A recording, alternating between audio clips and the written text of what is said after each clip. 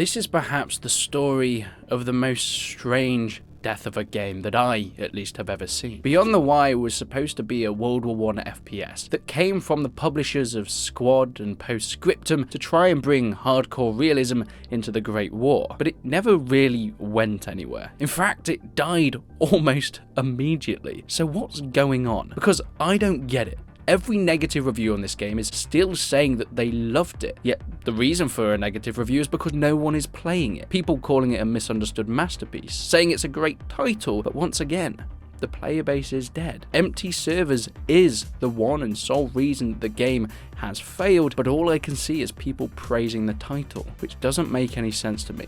There has to be more than this. Beyond the Wire was released on the 31st of August 2022. Okay, well, that was its official release date. We actually got an early access version back in April of 21. It was set to be 100 players, squads with different roles, including voice chat, so you could command or talk to the rest of your squad, bringing up tactics and ways to defeat the enemy. Think of a Hell Let Loose or Postscriptum. As mentioned, it was published by the same guys over at Squad and Postscriptum, known for their hardcore realism and attention to detail on trying to make the most authentic FPS experience possible. And it was no different in Beyond the Wire. Ultra realistic, hardcore realism down to bolt action weapons, recoil feeling realistic, and gunplay sometimes annoyingly sluggish but admittedly fitting in with the time period. Yet this seems to be a theme and perhaps one of the reasons why the game didn't perhaps do as well. You see, when you try and do realism, it works good for modern day or World War II with semi-automatic or automatic weaponry, because that hands itself to a more fast-paced gameplay. But when you try and be realistic in a World War I game with bolt-action rifles, one-hit kills and snipers that shoot you out of nowhere, covered in mud so you can't see what's going on, it doesn't exactly hand itself to the most enjoyable starts of gameplay. One of my favourite features of a hardcore FPS game is not actually being able to see who you killed. This is down to the lack of kill feed, and it's incredibly satisfying. Insurgency did it well, Hell Let Loose did it better, but I think Squad did it best. Not knowing if you actually got a kill until you have true visual confirmation. It's a fantastic way to naturally ramp up tension when charging a trench line, but this also plays the other way. Not knowing where you were killed for is realistic, but can be incredibly infuriating, especially if it's every single death, spawning in, instantly dying, and then rage quitting because you had no chance from the start. But let's talk about the game itself. Beyond the Wire had many classes. You had squad leaders, everybody else would be following their orders and they'd be able to talk to the high command. Artillery, where players would bring down sappers to build and engineer construction work, and of course fire down artillery on the enemy itself. And the game on launch was pretty popular, mostly down to its association with Squad and Postscriptum, reaching 1,700 concurrent players on early access, yet when it came to the full release in 2022, it only reached just under 400 concurrent players, almost immediately the next day dropping to under 100, and now there's only really one active server with just a few people on it. This didn't seem like the regular drop in player base that we've seen in most FPS and a lot of multiplayer titles. People get bored of the same thing over and over again, so of course a game is going to dwindle in player base, but one day after release there has to be something more to it. But I just can't seem to find the true reason. People still giving it good reviews, but it all seems like lies. If it was good, people would still be playing it. The same people that say it's a great game are not the ones actually playing this so-called great game. So what's going on? IGN's review said, and I quote, "There's nothing wrong with this game other than the lack of people playing it," which sounds so counterintuitive to me. So let's actually find out what went on, because this game clearly did not grab people in the same way that Squad or even Hell Let Loose did. So what about my experience? Can we glean anything from that? And admittedly, this next part is clearly conjecture. Here's my honest thoughts. I picked up Beyond the Wire on release, for me and a friend.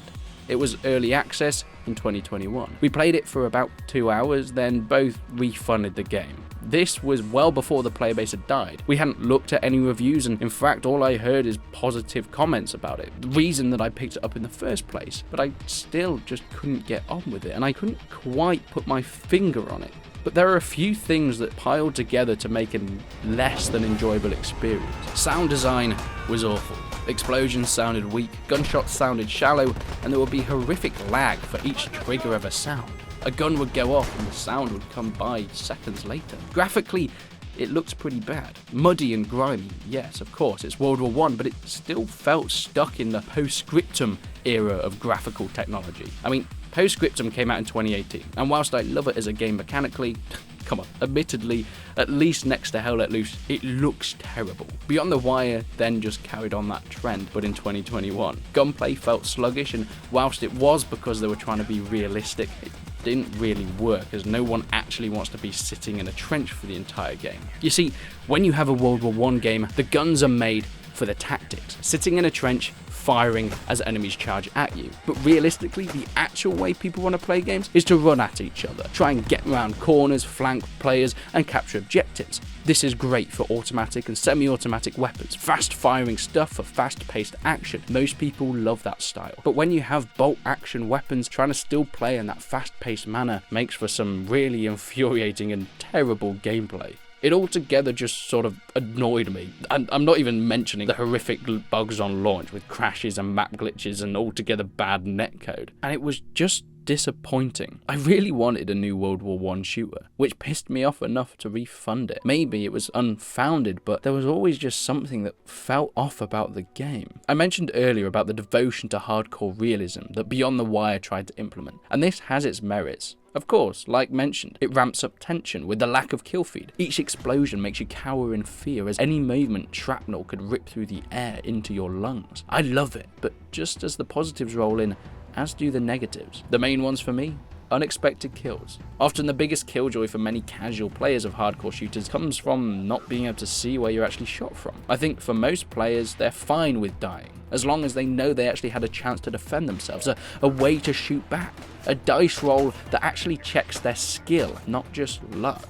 I think if someone goes at you, yeah, sometimes they'll take you out before you have a chance to react, but many of the titles with slower time to kill and more kill feeds and all that sort of stuff gives you a moment, at least for skilled players, to fire something back at an opponent, and often the one with the greatest skill wins out. Yet in hardcore FPS games, that's less than the case. This means that there's a greater emphasis on strategy and positioning, and with games like Armor Squad, Hell Let Loose, it champions tactics, getting you and your squad into the right place, so when the engagement begins, you can be sure that you will win, as you will have put yourself in the best place to get those first shots off, and it works great there. But in a World War I game like Beyond the Wire, this mechanic is famously annoying. With these bolt action rifles, you have one shot, then you're done. In a close quarters engagement, this means that if you miss your first shot, you're most likely going to be slaughtered. But it also means that anyone with any sort of scope, a sniper for example, has almost a 100% chance of winning any engagement, just by sitting at the back, as the bolt action rifles forces everybody to be static, leaving them vulnerable to anyone with more advanced guns like a sniper. Of course, snipers in World War II and modern day shooters are powerful and will come out on top most of the time, but with more semi and full automatic weaponry, people will advance, running into battle and putting pressure back on these snipers. Be more mobile and take away that massive advantage with some clever planning. World War I style of gameplay does not favour that. It does not favour you pushing the enemy because you have weaker weapons in total. It so heavily favours a sniper that you will be constantly shot time and time again from seemingly nowhere. At least that's my theory, and why I think a lot of casual players find it somewhat infuriating. And the argument could be made that this isn't for casual players, but then you're cutting out the majority of the player base, because that's where most of the players come to keep a game alive. So where is it now?